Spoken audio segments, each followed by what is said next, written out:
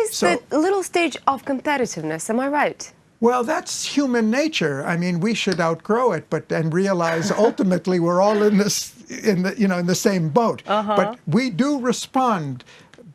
Most of the great challenges, great progress has only come when we meet with challenges that we have to overcome. The U.S. may never have been a unified country if it hadn't been for the challenge of the British rule. For 13 colonies who considered they had very little in common with each other. They had different religions, they came from different countries, they had different governments and all.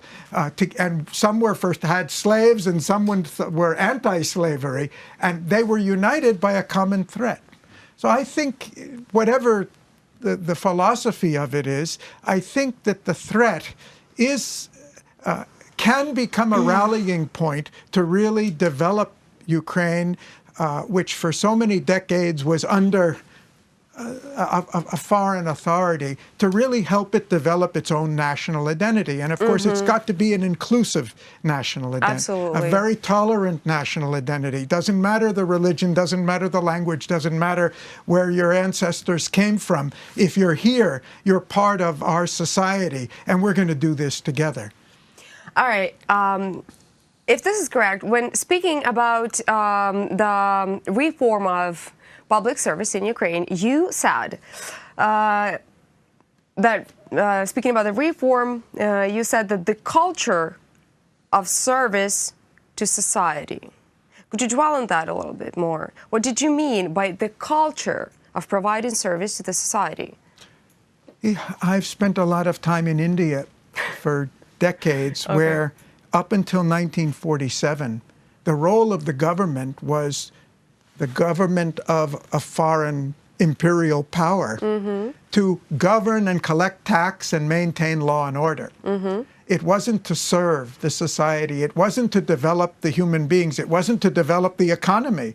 They wanted only a trade economy where India exported the raw materials and bought back the manufactured goods from Manchester and Liverpool. So for the government to change from being authority-oriented to controlling the population, to serving the population, is a very, very difficult, long transition, because it wasn't the government. It wasn't the government of the people. Of course. You know, it wasn't so people went into government because you get power and authority and prestige and job security in the government, not because you wanted to serve your fellow men. And that's a critical change. Democratic government can't control people, it has to develop people. Well, do you think that the government that Ukraine currently has is the government who is people-oriented or power-oriented, authority-oriented? In fairness, I don't live here on a day-to-day basis and have that experience. But you can analyze. If it was all it should be, I'd be really surprised. For the simple reason, I've seen how long it takes for countries to make that transition.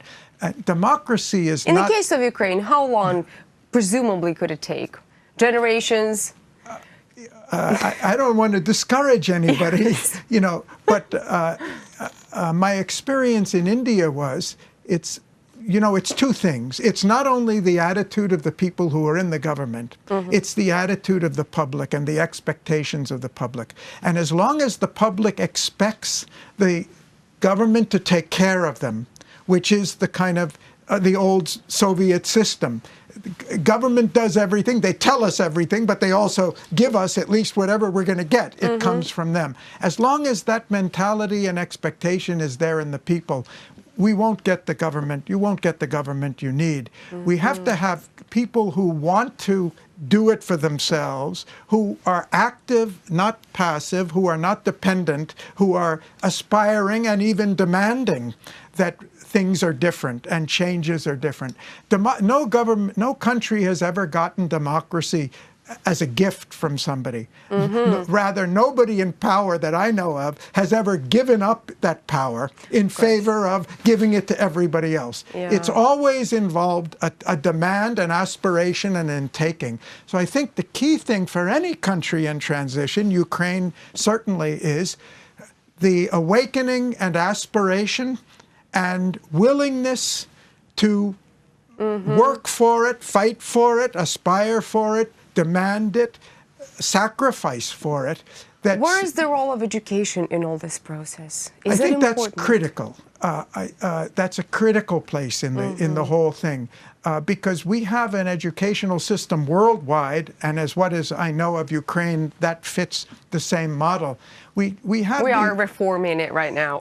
So I understand you have that's in the process, and every country needs to reform its educational system.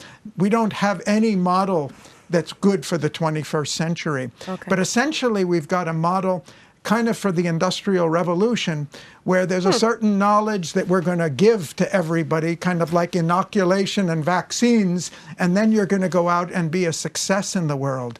It's not how it works. The world is changing so quickly, course. and it's so complex. And the technologies are changing so fast. The needs are changing so fast. The single most important thing that education has to do is help build up the personality of the youth. And that doesn't come... In order to do that, to build the personality of the youth, what is crucial for the educational system to be implemented, and what is crucial to be taken out?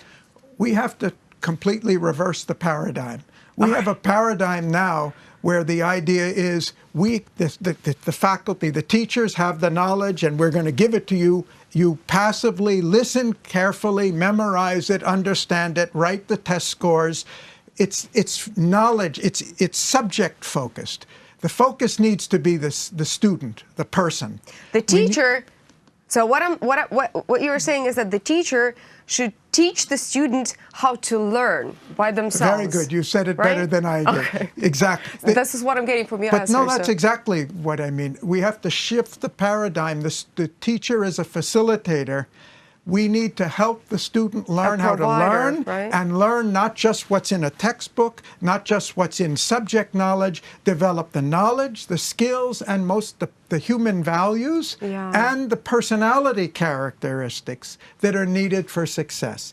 And if you talk to top companies today, I mean globally, companies like Google, they'll tell you that the knowledge that they're teaching even in the top universities is a very poor index, even if the student gets top marks, is a very poor index of how they're going to do in the company. What's the most important thing is the personality, the willingness to think differently, the willingness to question the authority of the established knowledge, the capacity to solve problems where there was no textbook answer for what's right and wrong. Not, I'm going to repeat back what my teacher told me.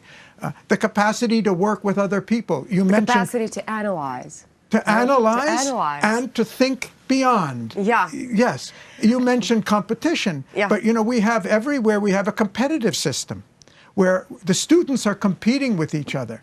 But the companies will tell you when we employ somebody, we don't want them competing with each other. We want them cooperating. There's almost nothing we do. Once they're in, of course, it should be a team formed, but people don't know how to do it. But because we're not doing that in education. Right. And the newest education is an education where it's peer group education, where the students are learning together in groups, just like they have to in companies when they're trying to reinvent or invent new technologies. And it's not a competition, it's how much can we teach others? And by the way, everybody who's taught anybody anything knows you learn the most when you teach other people.